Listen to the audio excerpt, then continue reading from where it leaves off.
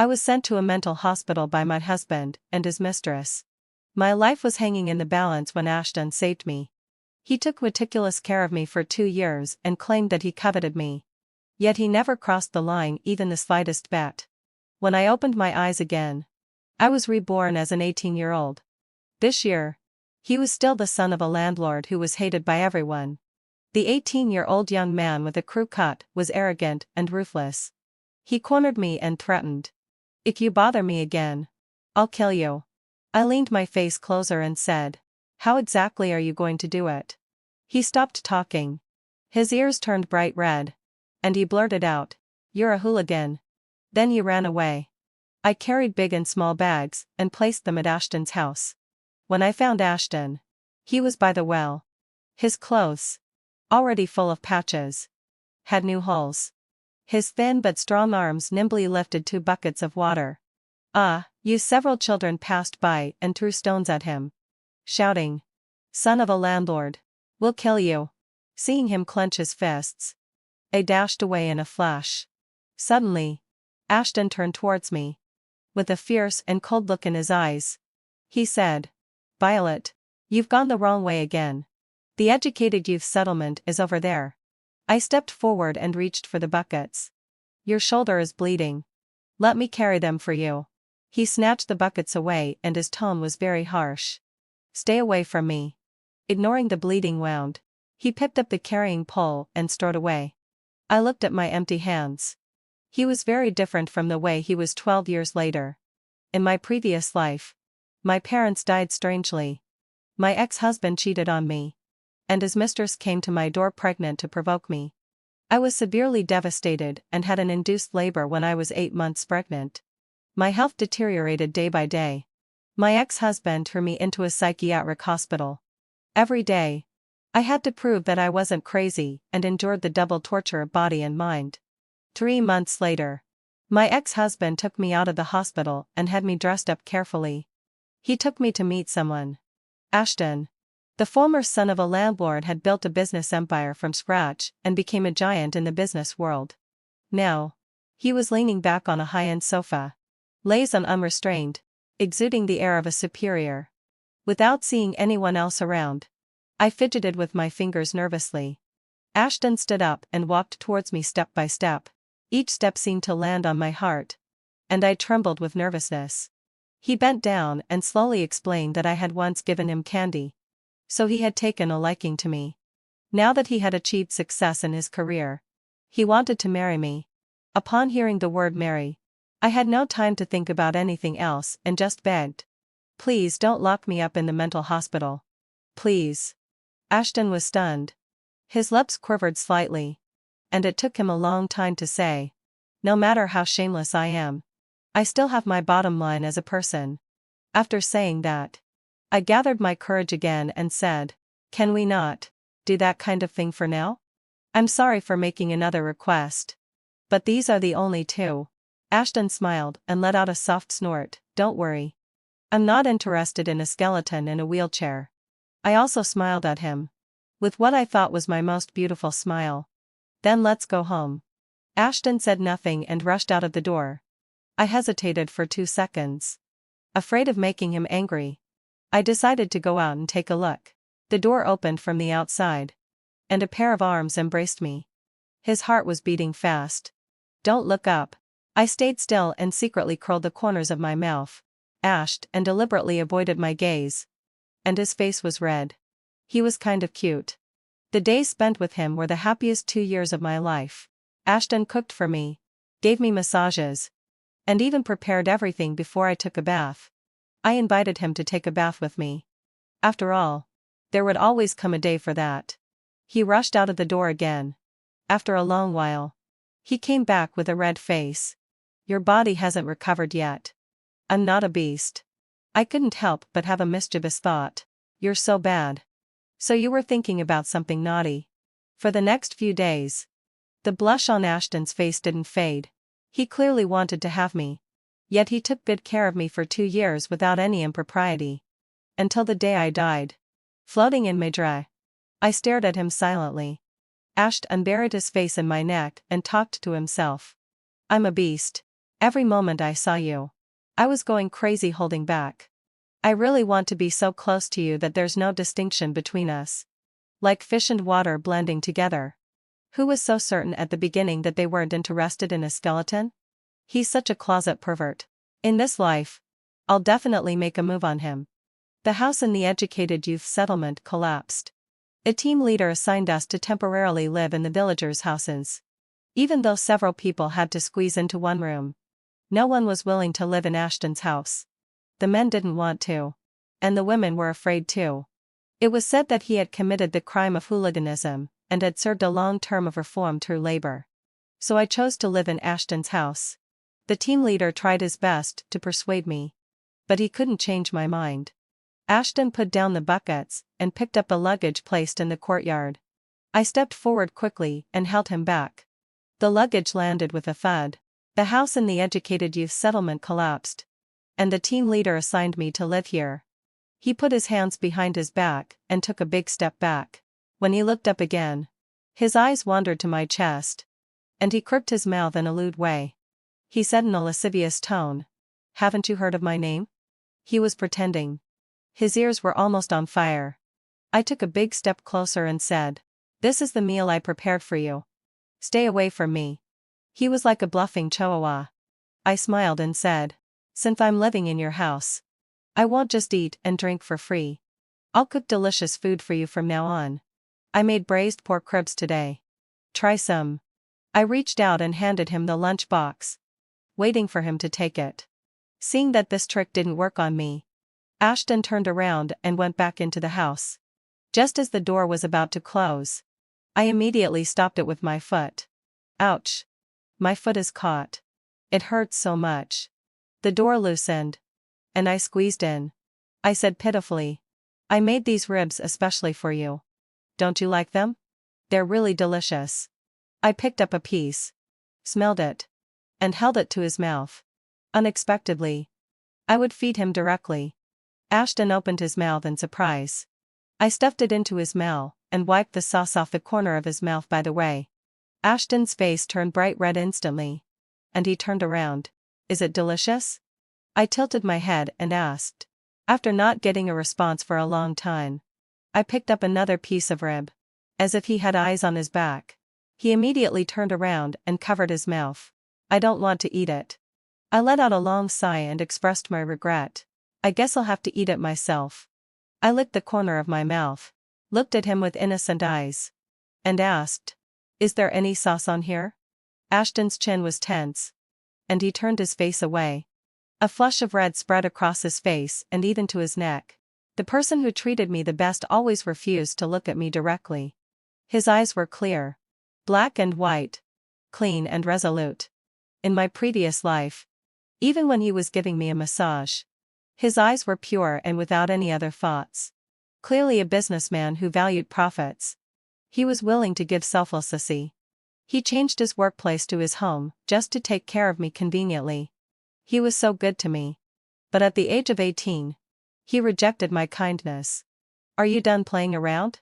His eyes turned red, and his voice was hoarse. He was still so cute. Every time at this moment, I would touch Ashton's ears. And I did exactly that this time. I couldn't help but praise him. "You're so cute." He looked at me in. You are sorry. He stammered in a flurry. He had never expected that a fake hooligan would meet a real one. I quickly apologized with a sincere attitude. "Sorry. I'll definitely pay attention next time." "Is there going to be a next time? Do you do this to others too?" I immediately replied. "How could that be? It's only for you." Ashton picked up the hoe in the corner, looking defensive. "Don't play with me." Holding the hoe tightly, he faced me and moved slowly. It was as if without it, he couldn't protect his innocence. I let him go and started to pack my luggage. After a while, the voice of the team leader came from outside the window. Ashton was determined to make me move out. I deliberately groaned in pain. "I hurt my back while moving the luggage. I can't move or do any work, and you're going to kick me out if you don't help me." Ashton, you have such a cruel heart." Ashton didn't insist anymore and left sullenly. The team leader scolded me for being willful. After a long time, it finally quieted down. When I took out my book, Ashton's footsteps approached quickly. There was a clattering sound, and Ashton pushed the door open. He put down the herbal medicine and said dryly, "Apply the medicine." Then he placed the lock in front of me. "Lock the door from the inside at night. If there's any noise, I'll come out and check. I'll live in the firewood room. Don't worry. The room next door is connected to this one. If you live there, it will be bad for your reputation." He took 2 steps outside and then stopped. "Don't do this again in the future. I'll pretend that nothing happened. Your boyfriend won't know." I thought for a while and replied to him, "Thank you for thinking so much about me. You even considered my boyfriend." Ashton and didn't say anything. After a moment, he just replied, "Okay." And he walked out as usual. But he stumbled when he crossed the threshold. "Violet. I've come to see you." Why was Luna here? Luna went to the countryside several batches earlier than me. She had helped me a lot. I really thought I had met a kind person. Until she came to my door with a big belly and forced me to divorce. She and my ex-husband joined hands to murder my parents. Sent me to a mental hospital. And then killed my ex-husband and ran away with the money. I only learned the truth on the verge of death. Luna looked concerned and came to my bedside. "You poor thing. You can't go to watch Victor play basketball now. Give me something. And I'll give it to him. It's like you're cheering him on by his side." That was true. With her help, my relationship with my ex-husband was getting better and better. If I hadn't been reborn, I wouldn't have known that she and my ex-husband were in cahoots. "Stop giving me advice. I'm not interested in Victor. And don't mention him to me in the future. Trying so hard to catch a big fish? Don't even think about it." Luna's eyes rolled. "Did you have a fight?" It's normal for young couples to quarrel. It's like beating is a sign of affection and scolding is a sign of love. I couldn't stand it anymore and picked up the peeler beside me. "Come here. Come on. Let me kiss you." Luna thought I had also hurt my head and muttered as she ran away. After resting for a few days, I went to the city to do some shopping. To my pleasant surprise, I found this cute guy, Ashton.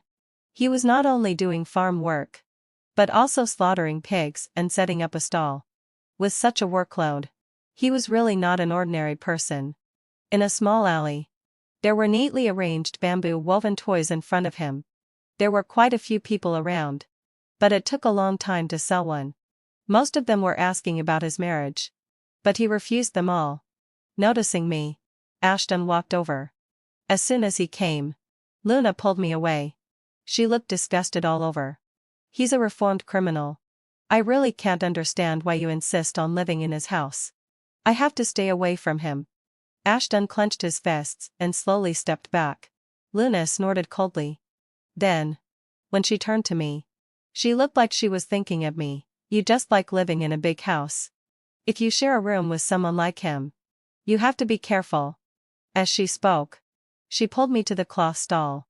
There were silk fabrics on the stall that were hard to get even in the supply and marketing cooperative, with several patterns. "Violet, didn't you want to buy silk fabric but didn't manage to get it?" She then whispered in my ear, "I'll tell you. If you wear the water-red silk fabric, Victor will definitely be unable to take his eyes off you. And he won't be willing to quarrel with you anymore." The stall owner was also promoting, "This pattern is out of stock in the city. If you don't buy it now, it will be gone soon." More and more people gathered around. Luna took the lead in hugging the silk fabric and strongly urged me to buy it. Ashton stared infuriately at the bamboo woven toys and didn't care about me at all. "Buy it. Listen to me. It's just some money. Can it be compared to Victor?" Luna was really worried about me. The people beside us stared at it intently, ready to snatch it away at any moment. Since she wants to bring me and Victor closer so much, even if I have enough money, I won't let her have her way. As soon as money was mentioned, Luna's face changed several times. And she gritted her teeth and lent me $2. "Here. $2.70. I bought 6 feet and 2 inches of cloth. I was extremely grateful to Luna. "Lily, Wiley, you're really my great strategist. When I marry Victor in the future, I will definitely invite you to sit in the honored seat. yuan is 1/5 of the annual dividend. Luna always comes to my place to mooch food and drinks. And she never spends a penny herself. Today, she finally had to spend a significant amount. She forced a smile. We're good friends. I'm happy to see you happy. Pressing my face against the newly bought silk cloth, I deliberately said, I want to show him the most beautiful version of myself. The customer in front of the stall called Ashton several times. He then came back to his senses and continued with the previous introduction. The people who came to arrest us were here. Suddenly, a hand grabbed me and we started running. Ashton pressed closely against me. And we hid under a haystack. His warm breath blew against the back of my ear. Don't move. If I can't move here. What about here? Ashton's breathing paused. Several village cadres passed by. Shay. Listen. It seems there's someone here. Let's check under the haystack. Hey, having fulfilled my obsession. There's someone over there. Hurry up and chase. Ashton held his breath and didn't dare to breathe. It was only when I touched his abdominal muscles twice that he let out a breath and clamped my hand, lifting it high above my head. I tried to pull it out, but Ashton found a rope. I had to blink my eyes and plead in a low voice, sorry. I won't do it again. When I looked up, I saw his Adam's apple roll. If you cause trouble again, believe it or not, I'll fuck you up. How exactly? The voices of the village cadres came closer again. Over there. Chase. You rascal. Ashton's voice was weak and he was shaking terribly. A man's tears are a woman's stimulant. Ashton's eyelashes trembled. And the fire in my heart burst out. Talking about the temptation of those wet and broken beautiful looks. When we got home, Ashton deliberately avoided me all the way. I didn't give him a chance. I let out painful screams, saying my back hurt. Someone didn't allow me to move just now.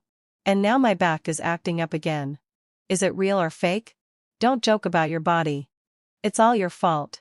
And you even snapped at me. I covered my face and pretended to cry. I wailed loudly and accused him. Ashton. You're so annoying. You're so patient and gentle with others. If you don't apply an Edison to me, I'll never forgive you again. His hand tilted. And the mortar fell over, spilling some herbal juice. Before he could say the next sentence, my waist was pressed down. Are you sure you want me to apply medicine to you? His voice was deep, carrying a warning tone. But it was extremely magnetic. It was like a poppy flower. Beautiful but poisonous. I touched his hand and guided him to lift up my clothes. Ashton didn't show it on his face. But his hands were shaking constantly. This didn't seem like the 30-year-old him. He used to blush easily. But his hands were steady. He used to be silent. But he knew what was important. When he was 18, he needed me like dough and used a lot of force. As soon as he started, I cried out in pain. It was all out of emotion and had no skill. It was pure revenge. I pinched his thigh hard and whimpered and cried out, "Don't play with me." He tensed his muscles. And the force of his hands became a bit lighter. You rascal. This is how I'll fuck you up. Ashton pressed down suddenly. And I couldn't speak at all. Gradually, my back stopped hurting. And a slight cool breeze blew by. Out of the corner of my eye, I saw that he was quietly blowing on it. My urge to tease him soared. Do you know you're good at blowing? Cough. Cough. Ashton coughed until his face turned red. The blowing stopped. And my head was covered with a quilt. I slept well that night. In my dream, Ashton wasn't this shy. In the morning, Victor woke everyone up with his loud shouting. Violet. Luna has been detained. Hurry up and get 10 yuan. Let's go and get her out. He knocked on the door loudly, disturbing my sweet dream. The firewood room creaked open. And Ashton came out. His steady voice made me feel at ease. Don't make a noise. Violet's waist is injured and she needs to rest. Even through the window, having fulfilled my obsession, I could smell the strong smell of gunpowder. Victor started cursing. He didn't look like an educated person at all. And every word was related to the reproductive system. I didn't hear Ashton say anything. Just letting the other person vent his anger. He's so stupid. Just as I was about to get up, Ashton finally opened his mouth. and I quickly interrupted his words. He's too weak. I propped myself up on my elbows, opened the door wide, and faced Victor. Luna spent a total of $2.70 to make a dress to wear for her sweetheart. She didn't say who it was, but I said she was in such a hurry. It must be you. I picked up the carrying pole beside me and chased after Victor to beat him. Seeing that I wouldn't listen to his explanation, he ran away as if for his life. On the way, he turned his head to look and fell flat on his face. I laughed so hard that my back hurt, and Ashton helped me to the side and let me sit down. He sat across from me, 2 steps away, and carefully said, "Are you okay?" "Why not? I'm not okay at all. I'm really not okay." "It's okay. You'll meet someone better," I wailed, and my throat hurt. I lifted the curtain a bit to take a look, and Ashton was already gone. I secretly cursed him for being unromantic in my heart. Then I saw his long legs stepping over the threshold, and Ashton handed me a piece of clean, coarse cloth. I covered my face with the cloth. I curled up the corners of my mouth, feeling delighted, waiting for him to comfort me. "You should move out. Living here with me is not good for your reputation and will delay you from meeting someone better." What was I expecting? A man's heart is as unpredictable as something at the bottom of the sea. Meow. My little black cat came running over to rub against Ashton. No, this cat has a tuft of white fur at the end of its tail. Suddenly, I had an epiphany. Ashton. What's the relationship between this cat and my little black cat? The year I went to the countryside, I picked up a little kitten. Someone at the educated youth spot was allergic, so I had to ask the team leader for help. The little cat grew up healthily and was very cute and lovable. One day, it disappeared for no reason, and I searched the entire village but couldn't find it. When I got back to the educated youth spot, everyone gathered in a circle, and in the middle was the little cat's body. I got seriously ill because of this. Until Victor brought a cute cat. He said he bought it in the city. The mother cat only gave birth to this one kitten, and it was very precious. Since then, I accepted his pursuit and started dating him. At that time, rumors spread that Ashton could hunt, and most likely he was the one who killed the little cat. Now, seeing the black cat at my feet, I understood. The cat wasn't bought by Victor at all. I squatted down and stroked the cat, and the cat came close to me and rubbed against me. At that time, no matter how many cold looks and comments he received, Ashton didn't refute. He silently endured it all. This silly guy. When I asked him about the cat, he subconsciously stopped his hand and was about to touch the cat. There's no relationship. It's like this again. I picked up the cat. I gently pinched its neck and took a few steps back. I confronted Ashton. "If you don't admit it, I won't be nice to it." He stretched out his hand, looking a bit anxious. "Put it down quickly. You bully me, but don't bully the cat." I couldn't believe it. When he was 18, Ashton was willing to sacrifice himself for the cat and yield to me. Suddenly, Heathers, I envied the cat in my arms. I envied the me who would be doted on in the future. In my previous life, when I woke up in a startle at night, no matter how sleepy he was, he would hold me in his arms and coax me to sleep. He expanded into overseas markets just to find a famous doctor and make me stand up again. When I was practicing walking, he would secretly let go of my hand and encourage me to walk bravely. He was the man who blushed the most easily that I had ever met, but not a single thing he did made me feel uncomfortable. The aunt at home sighed that Ashton and I would definitely grow old together. At this moment, I couldn't help but feel sad. I missed the 30-year-old Ashton. On the way back after finishing the work, Victor stopped me. Luna also came over from a distance. "It's going to be made public so soon. Congratulations." "Don't stop me." He held my shoulders and explained eagerly. "Violet. Clearly you bought the cloth for me to wear. How did it get related to her? I only like you. Don't listen to those crazy rumors. You should know my feelings for you, right?" Some people passed by and whistled and made fun of us. They joined in the teasing, telling me to stop being so sentimental and forgive Victor. This nice guy. I spat on the ground. Victor had a smile on his face, but his heart was darker than anyone else's. Why are these two people so bad? In my previous life, my father gave him resources and a position. But it turned out to be like inviting a wolf into the house. First, they conspired to kill my parents and pretended not to know anything. Then they framed me and almost killed me. Before I could say anything, Luna also joined in and helped him explain. Did you also hurt your head? You're acting like a different person. There's no way I could have an affair with Victor. You clearly know who I like. And yet you still say such things. Do you also have a crush on the person I like? I have a crush on your grandpa. I ran home in one go without waiting for their response. Victor cursed again. Luna was more powerful than him. She could still come to me with a calm face as if nothing had happened.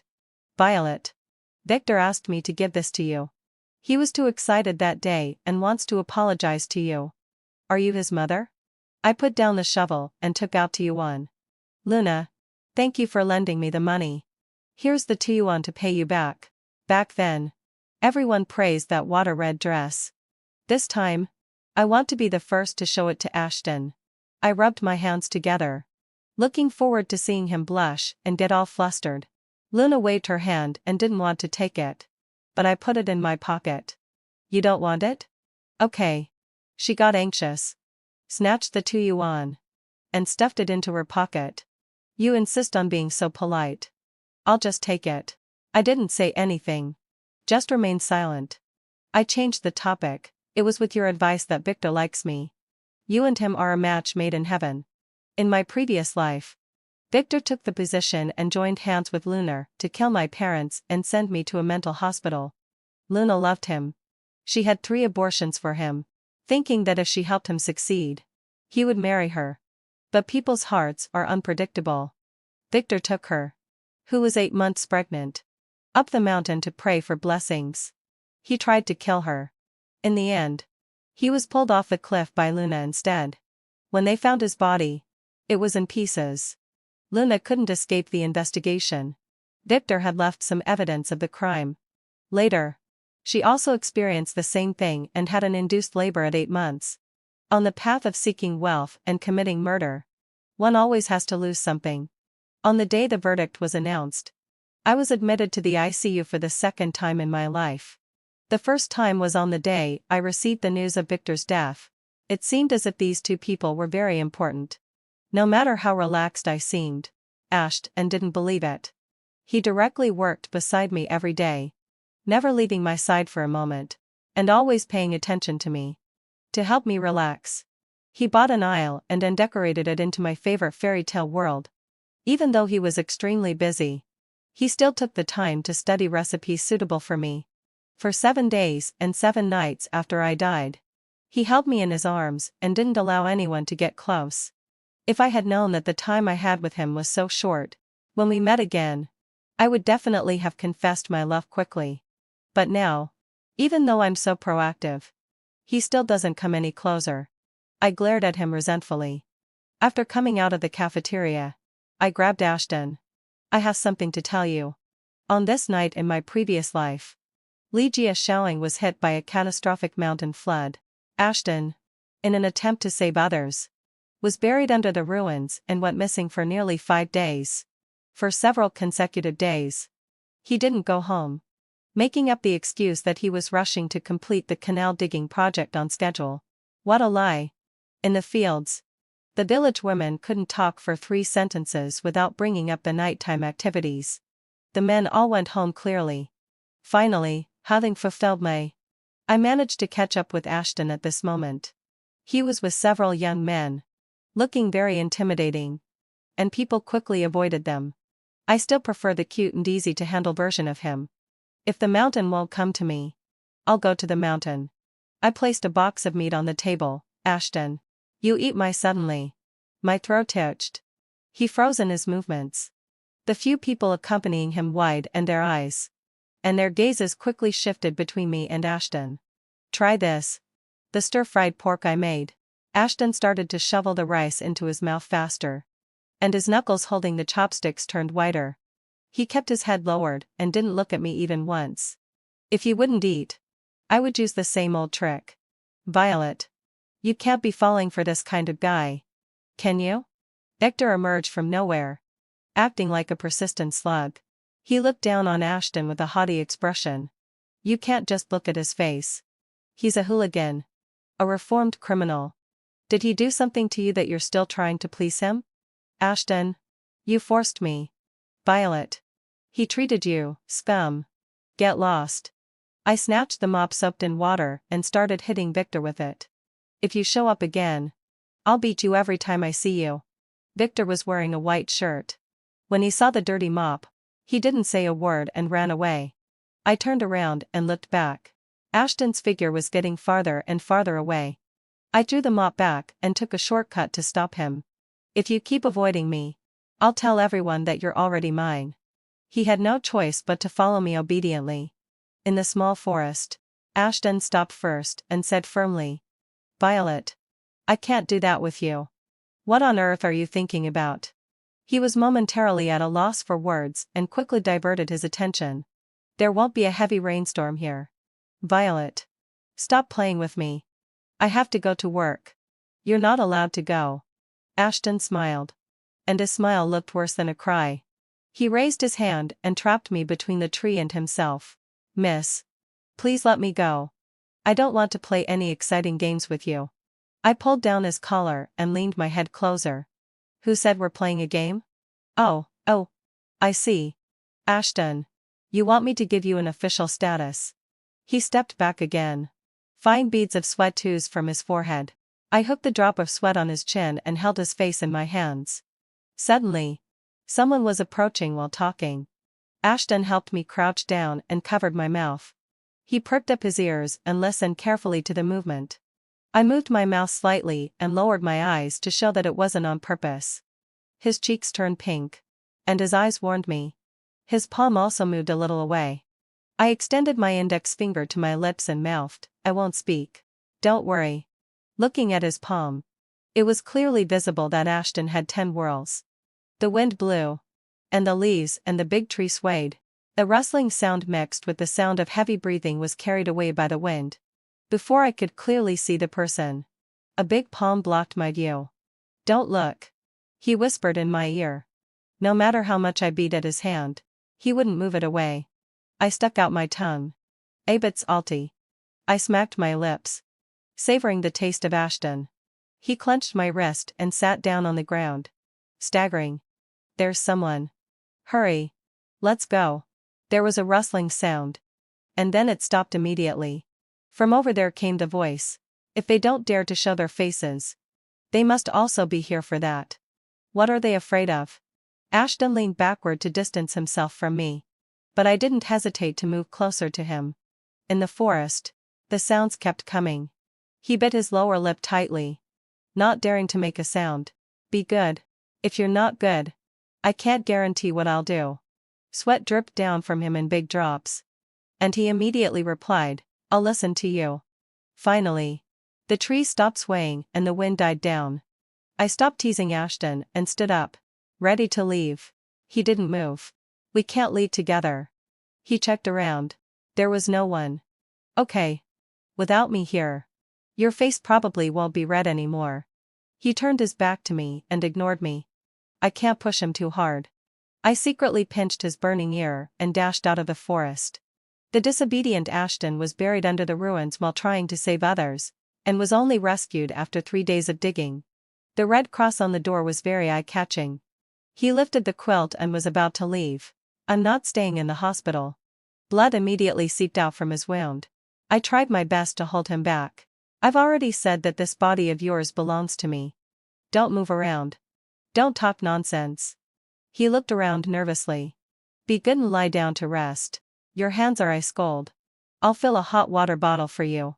Ashton retorted. Your hands are even colder. Oh, how do you know my hands are cold? Because we just held hands. Before he could finish speaking, his cheeks turned crimson. And he stopped looking at me. So obedient. With his black eyelashes drooping. His face was pale with a hint of pink, looking fragile and alluring. I swallowed my saliva, really wanting to do something. The family member. Please come and pay the fee. The nurse pushed the door open and came in. I hadn't come to my senses yet. Ashton blurted out, "She's not yet." I came to my senses in an instant. Stood up, and said, "I'll go pay the fee right away." I turned my head to look at him biting his lower lip tightly. He should have realized the meaning of, "not yet." Just as I was about to tease him, he interrupted in a deep voice, "Don't speak. He's such a closeted and duplicitous person. Just hold it in until you go crazy. I must teach him a lesson in the future." The medical expenses totaled 50 yuan. Ashton's injury was severe. The subsequent treatment costs won't be less than 600 yuan? That's not a problem. I just want him to recover completely. After the doctor left, I pushed the door open and entered the ward. Ashton was quiet. When a child is too quiet, they must be up to something. He made an excuse to go to the toilet. Soon, let con out a low sigh. There was a thumping sound at the back window. When someone saw me, he even crawled out on his stomach. I blocked his way, crossed my arms, and looked down at him, saying sarcastically, "You can't even stand up straight. And you still want to run away." I waited for him to give in. But he clung to the crack in the wall and stubbornly climbed up bit by bit. I couldn't help it and went up to give him a hand. Ashton shook me off directly. His eyes were cold. Like a stagnant pool of water. "I don't need you. There's 561 yuan. 32 cents in the cabinet. You can take it. I'll pay back the rest in a few days." I didn't know what was wrong with him. But the temperature dropped sharply at night. And I had to get him back indoors quickly. The 18-year-old Ashton was full of thorns. Didn't take care of his body. And was hard to get close to. I didn't notice the step. Just as I was about to approach him, my foot twisted, and there was a cracking sound. Ashton reached out his hand to me but retracted it abruptly. He learned my sarcastic tone. "This is the consequence of staying by my side. You get nothing and end up in a mess. TSK. Why is the candy bitter?" The more I ate it, the bitterer it became, making my heart feel astringent. My Ashton would never treat me like this. Suppressing my sadness, I said, "Anyway, go back to the hospital now." He complied. But he was holding a grudge, ignoring me and treating me like a transparent person. He didn't eat or use the things I gave him. He secretly transferred to a noisy and crowded large ward without telling me. I was so worried that I thought he was going to leave again regardless of his body. The nurse told me about it. He insisted on changing the ward. He said this place doesn't belong to him and that he wants to go back to where he should be. Okay. I see. I understand Ashton. Just as he understands me. In my previous life, when I realized that I was about to leave this world, I really wanted to find my parents. Despite the opposition of the shareholders, Ashton resolutely bought the piece of land where I grew up. The dilapidated small courtyard was completely renovated and almost exactly the same as when I was a child. My parents were no longer there. But Ashton filled all the voids. I said that I used to move the bamboo bed and stools with my mother every afternoon and have dinner together. He made the bamboo bed with his own hands. After dinner, we would lie side by side and enjoy the cool breeze while fanning ourselves with a cattle fan. Enjoying him fanning me and driving away the mosquitoes. I couldn't help but sing the ballad that my mother often sang. The young man tries to choose a bride.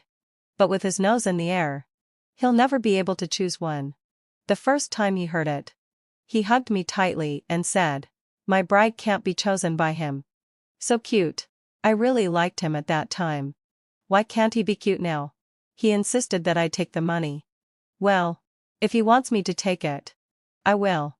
We don't distinguish between each other anyway. The box was in the corner of the bed. I opened it with the key he gave me. And an envelope came into view. Future. It was written on the cover of the envelope. But why does it look like my handwriting? There was a total of 561 yuan. 32 cents and a piece of candy. Last year, Ashton's grandfather was ill and passed away. He couldn't afford to buy a coffin. So he finally made one for his grandfather himself. It's been less than a year. And he saved so much money. How tired must Ashton be?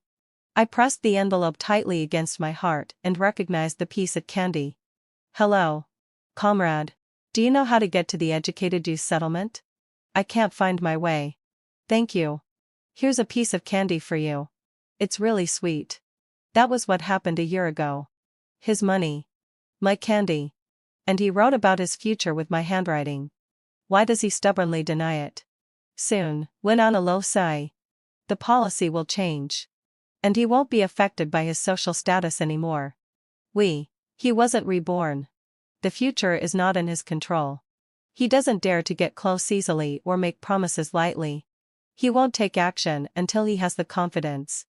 I was in such a hurry to be with him that I neglected this. I must make it clear to him. I took the money and rushed back to the hospital at the fastest speed. I returned to Ashton's side. He was sleeping. There was a lot of noise around. But he was sleeping soundly and properly. His mouth was moving though. I looked around. And everyone was chatting about their own things. As I arranged the corner of the quilt, I bent down and listened carefully.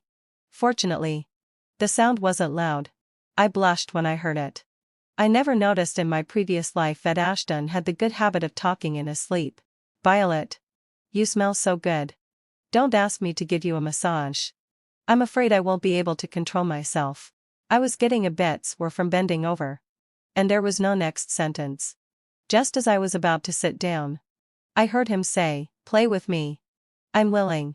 Every word was clear. I pulled the quilt up and covered his mouth. In this era, if he keeps saying such bold things and someone happens to hear him. I lowered my head and saw his bright black eyes. Looking confused. Play with me. With that face that just woke up and seemed to be at someone's mercy. It was my turn to feel my heart racing and my face blushing. I looked out the window. The weather is so nice today. What a heavy rain. The thermos is empty. I'll go and fill it up. Outside the ward, I took several deep breaths. This man is damn sweet. During the 3 months that Ashton was in the hospital, an article about him was published in the provincial newspaper. It praised this young hero who actively saved others in detail. I argued based on reason and fought for the praise in the newspaper for him. The leader noticed and advised me not to be silly. To this, I said, Comrade Ashton's selfless act of saving others deeply attracted me. We are all successors of social construction. There's no difference. The leader just shook his head and didn't say anything. When Ashton recovered from his injury and returned to the village, he found out that his reputation was at stake. It spread in the village that he and I had a childhood betrothal. When going to work, I sat on the back seat of his bicycle. Ashton was helpless. Who said no one is allowed to sit on the back seat of a bicycle? I glared at him. Of course. Except for me. I his arm and swayed it gently. Acting coquettously. Let's go. Husband. He stumbled a bit on the flat ground. Fortunately, heading for Thotway and Sarah. I was there. He tried to separate us again. But I held on tightly. I just learned this. Do you like it? I want to make you happy. Ashton gave up struggling. Turned his face away. And his voice was stiff. You'll regret getting involved with me. My ears are getting calloused from hearing this. I stood in front of him and made him look at me. The future will definitely be better. Trust me.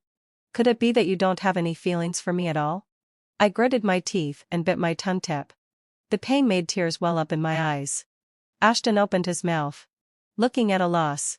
I turned up the heat and wailed. It's my fault. Ashton took my hand and gently wiped the corners of my eyes with his fingertips. He said softly. With a bad family background, it will affect the children. I don't want to see you end up like me. I couldn't help but laugh out loud. So Comrade Ashton has already thought that far ahead. You're really impatient. Ashton came to cover my mouth again. I didn't dodge. Instead, I pouted and kissed his hand. I pretended not to expose him and put that hand in front of my mouth. Coughing twice perfunctorily. Let's go. Hold on tight. Along the way, the faint fragrance of soap wafted over.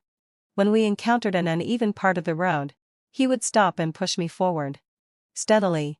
For the first time, I felt that this road was too short. The Ashton in front of me overlapped with the one in my previous life. I couldn't help but wrap my arms around him from behind and savor the happiness of this moment. Luna and Victor had been quiet. I flipped through the calendar, and the scene of the so-called saving the beauty in distress flashed through my mind. It was today. They bribed some thugs. And Victor appeared as the righteous one to save me. I already had a plan in mind. I didn't let Ashton know about this. Money wasn't an issue. I also found that group of thugs. I offered them 3 times the original price and staged a good show again. I gave Victor and Luna a big gift. The 2 of them had their heads covered and were brutally beaten. And I played my part in it. Unexpectedly, Ashton was waiting for me in the distance. I confessed everything to him. The next day, Luna raised her voice and was yelling outside. "Violet! Did you bribe those guys? They beat me up so badly. Ouch." Outside the door, Luna and Victor both had black eyes and swollen faces. They were standing there, leaning on a stick. They finally showed their true colors. "Violet, I want to help you. How can you not tell right from wrong?" Luna looked at Victor in shock. "You clearly didn't say that just now." The firewood room creaked open. And Ashton stepped out.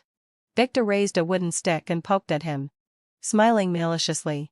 "Ashton, does she know that you're a pervert? You're the son of a landlord, a rascal, a former convict, and a perverted thief." I suddenly had a bad premonition.